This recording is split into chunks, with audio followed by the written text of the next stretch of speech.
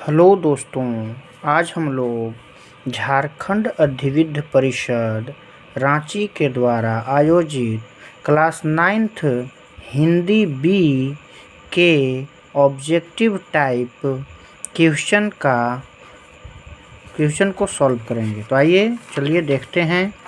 पहला भाग है इसमें अपठित गद्यांश और पद्यांश। तो सबसे पहले अपठित गद्यांश को हम लोग देखेंगे। सबसे पहले हम लोग पढ़ेंगे इस गद्यांश को। हमारा पर्यावरण हमारा रक्षा कवच है, यह हमें प्रकृति से विरासत में मिला है, यह हम सबका पालनकर्ता और जीवन आधार है। वस्तुतः पर्यावरण रक्षण भारतीय संस्कृति से जुड़ा हुआ है। पेड़ पौधे और जानवर हमारे मित्र हैं, इसलिए बड़े बड़े बाग बगीचों और पार्कों को शहर का फेफड़ा कहा जाता है। हमारी संस्कृति में पेड़ लगाना पुण्य कार्य माना जाता है। पीपल, बरगद, आम, नीम, जामुन, आंवला जैसे उपयोगी वृक्षों के रोपण को महान धार्मिक कृत्य माना गया है। पेयजल स्रोतों के निकट मलमूत्र त्याग को पाप कर्म माना गया है। पर्यावरण प्रदूषण को रोकने के लिए सबसे अधिक आवश्यकता इस बात की है कि कल कारखाने से निकलने वाले प्रदूषित जल और कूड़े कचरे के शुद्धिकरण की व्यवस्था की जाए। सरकारी स्तर पर इस दिशा में अनेक कदम उठाए जा रहे हैं। इसके अतिरिक्त पर्यावरण प्रदूषण रोकने में हम स्वयं भी सहयोग दे सकते हैं। यह काम हम दो तरह से कर सकते हैं। पहला यह कि हम गंदगी न फैलाएं और दूसरा यह कि जहां गंदगी हो उसे साफ करने में सहयोग दें। अपने आसपास की नालियों को साफ रखें और जहां तहां कूड़ा कचरा आदि न फेंकें। खुले में मलमूत्र विसर्जित न करें, साथ ही अधिक वृक्ष लगाएं। इस प्रकार हम देखते हैं कि आधुनिक युग में चारों प्रकार के प्रदूषण, भूमि प्रदूषण, जल प्रदूषण, वायु प्रदूषण और ध्वनि प्रदूषण फैल रहे हैं। भविष्य में इनका दुष्प्रभाव कितना फैलेगा बताना मुश्किल है। अब आइए इस पर आधारित प्रश्नों को देखते हैं। पहला प्रश्न है, हमें प्रकृति से विरासत में क्या मिला है? तो हमें प्रकृति से विरासत में पर्यावरण मिला है, इसलिए इसका सही उत्तर हो जाएगा पर्यावरण। अगला प्रश्न संख्या 2, शहर का फेफड़ा किसे कहा जाता है? तो शहर का फेफड़ा जो है वो बाग बगीचे एवं पार्कों को कहा जाता है। अगला प्रश्न है प्रश्न संख्या 3, हमारी संस्कृति में पेड़ लगाना कैसा कार्य है? तो हमारी संस्कृति में पेड़ लगाना पुण्य का कार्य है। अगला प्रश्न है, पर्यावरण प्रदूषण को कैसे रोका जा सकता है? तो पर्यावरण प्रदूषण को रोकने के लिए कल कारखानों से निकलने वाले दूषित जल को शुद्ध करना है, गंदगी फैलाने के बजाय उसे साफ करने में सहयोग करना है, अधिक से अधिक वृक्ष लगाकर, और इसलिए इनमें से सभी। इसका सही ऑप्शन हो जाएगा ऑप्शन नंबर 4। अगला प्रश्न है, पर्यावरण हमारा क्या है? तो पर्यावरण हमारा रक्षा कवच है।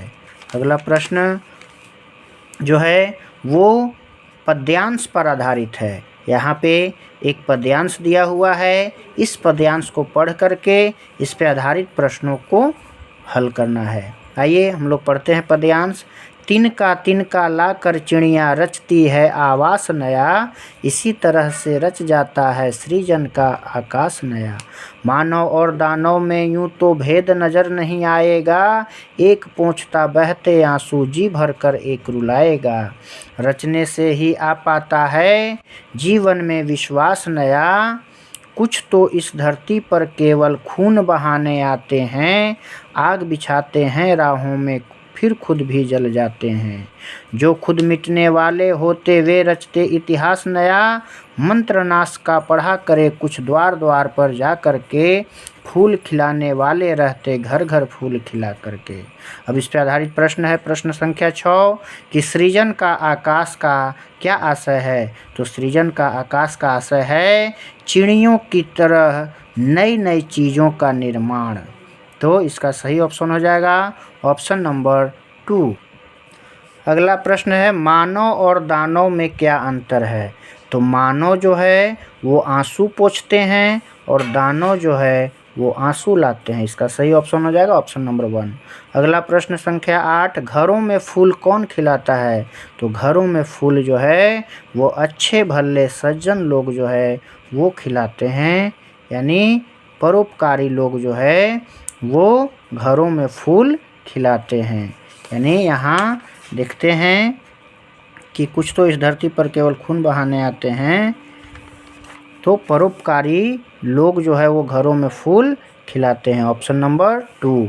अगला प्रश्न है, राह में आग बिछाने वालों के साथ क्या हुआ? तो राह में आग बिछाने वाले वे खुद ही बिछाई गई आग में जल गए, यानी ऑप्शन नंबर 3। अगला प्रश्न है प्रश्न संख्या 10, इस कविता का संदेश क्या है? तो इस कविता का संदेश है कि खुद मिटकर भी दूसरों का भला करना चाहिए। अगला प्रश्न संख्या 11, ये जो है वो व्याकरण से संबंधित प्रश्न है और खंड ख है। इसमें जो है 11 से लेकर के 24 तक के प्रश्न दिया गया है। आइए 11 नंबर पढ़ते हैं। प जोड़ अ जोड़ त जोड़ र जोड़ अ, वर्ण विच्छेद के लिए सही शब्द क्या होगा? पत्र। प अ मिल करके प हो गया, त आधा और र पूरा, तो पत्र। तो सही उत्तर हो जाएगा ऑप्शन नंबर 3 पत्र। अगला प्रश्न है, संसार शब्द में उपसर्ग लगा है, मतलब कौन सा उपसर्ग लगा है? तो संसार सम जोड़ सार, यानी सम उपसर्ग लगा हुआ है, इसलिए इसका उत्तर सही उत्तर हो जाएगा ऑप्शन नंबर 2। अगला जो है 13 नंबर, र के प्रयोग संबंधी सही वर्तनी को चुने। र यानी आधा र है, यह ऊपर रेफ के रूप में आएगा, इसलिए यहाँ आश्चर्य गलत, आश्चर्य हो यहाँ हो गया, ये आश्चर्य, तो सही हो जाएगा ऑप्शन नंबर 3। अगला प्रश्न है, ईया प्रत्यय किस शब्द में है? तो ईया जो है यहाँ ऑप्शन देखेंगे, बुढ़िया, देवी, देवी में नहीं आया, भारतीय में ई आ गया, दुलारी में आरी आ गया, बुढ़िया में जो है वो ईया प्रत्यय आ गया, तो ऑप्शन नंबर 1 जो है वो सही हो जाएगा।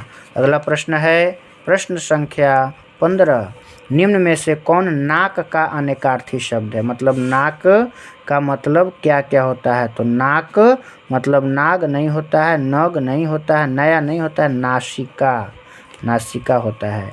ग्राम सेवक किस प्रकार का समास है? तो ग्राम सेवक में जो है ग्राम का सेवक यानी तत्पुरुष समास। क्वेश्चन नंबर 17, वायु का पर्यायवाची शब्द कौन नहीं है? तो यहाँ जो है ऑप्शन देखेंगे, पवन वायु का पर्यायवाची है, समीर वायु का पर्यायवाची है, अनिल वायु का पर्यायवाची है, मारुति जो है वो वायु का पर्यायवाची नहीं है, इसलिए इसका सही ऑप्शन हो जाएगा ऑप्शन नंबर 3। उन्नति के सारे अवसर तुम्हारे हाथों में है, रेखांकित शब्द का विलोम, यानी उन्नति का उल्टा विलोम क्या होगा? तो उन्नति का होगा अवनति, यानी ऑप्शन नंबर 3 सही है। वाक्य के रिक्त स्थान को सटीक मुहावरों से पूरा कीजिए।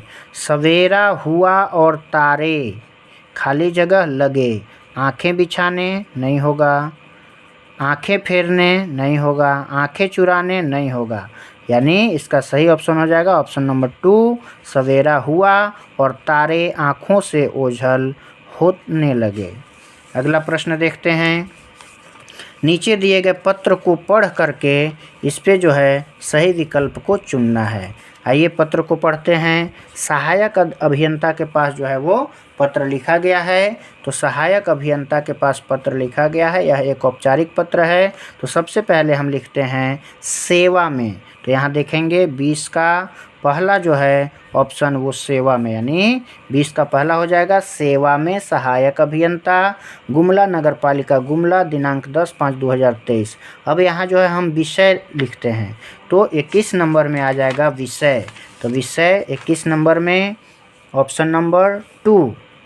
अब है 22 नंबर, तो 22 नंबर में जो है यहाँ हम देखेंगे 22 नंबर में क्या आएगा, तो यहाँ जो है महाशय लिखते हैं, तो 22 नंबर में महाशय आ जाएगा, यानी देखेंगे कि 22 नंबर में महाशय जो है किस ऑप्शन पर दिया हुआ है, तो महाशय जो है वो तीसरा ऑप्शन। अगला है 23 नंबर, या 22 के बाद जो है महाशय हम गुमला नगर पालिका के निवासी आपका ध्यान गुमला में अनियमित विद्युत व्यवस्था की ओर आकर्षित कराना चाहते हैं। यहाँ बिजली जो है दिन भर में 3 से 4 घंटे ही रहती है। इसमें भी वोल्टेज की समस्या बनी रहती है। बिजली के कई उपकरण इस कारण जल गए हैं। भयंकर गर्मी से इस मौसम में जीना जो है वो दूभर हो गया है। अतः श्रीमान से आग्रह है कि यथाशीघ्र नगर पालिका क्षेत्र की विद्युत व्यवस्था का निरीक्षण कर उचित प्रबंध करने की कृपा की जाए। इसके लिए हम आपका आभारी रहेंगे। यहाँ पे जो है 23 नंबर में भरा जाएगा। ऑप्शन देखते हैं। आपका प्रिय नहीं होगा, सेवा में नहीं होगा, कृपालु नहीं होगा, यानी सही जो है वो उपयुक्त ऑप्शन हो जाएगा ऑप्शन नंबर 4 विश्वसनीय। अगला प्रश्न देखते हैं कि उपरोक्त पत्र किस प्रकार का है। तो यह जो पत्र है वो एक औपचारिक पत्र है, तो इसका सही ऑप्शन हो जाएगा ऑप्शन नंबर 3। अगला प्रश्न देखते हैं पठित गद्यांश और काव्यांश। तो इस गद्यांश को पढ़ेंगे हम लोग। आइए पढ़ते हैं। पेड़ से सेब गिरते हुए लोग सदियों से देखते आ रहे थे, मगर गिरने के पीछे छिपे रहस्य को न्यूटन से पहले कोई और समझ नहीं पाया था। ठीक उसी प्रकार विराट समुद्र की नील वर्णीय आभा को भी असंख्य लोग आदिकाल से देखते आ रहे थे, मगर इस आभा पर पड़े रहस्य के पर्दे को हटाने के लिए हमारे समक्ष उपस्थित हुए सर चंद्रशेखर वेंकट रमण। बात सन 1921 की है, जब रामन समुद्री यात्रा पर थे। जहाज के डेक पर खड़े होकर नीले समुद्र को निहारना प्रकृति प्रेमी रामन को अच्छा लगता था। वे समुद्र की नीली आभा में घंटों खोए रहते, लेकिन रामन केवल भावुक प्रकृति प्रेमी ही नहीं थे, उनके अंदर एक वैज्ञानिक की जिज्ञासा भी उतनी ही सशक्त थी। यही जिज्ञासा उनसे सवाल कर बैठी, आखिर समुद्र का रंग नीला ही क्यों होता है और क्यों नहीं? रामन सवाल का जवाब ढूंढने में लग गए। जवाब ढूंढते ही वे विश्वविख्यात बन गए। अब आइए इस पे आधारित प्रश्न को देखते हैं।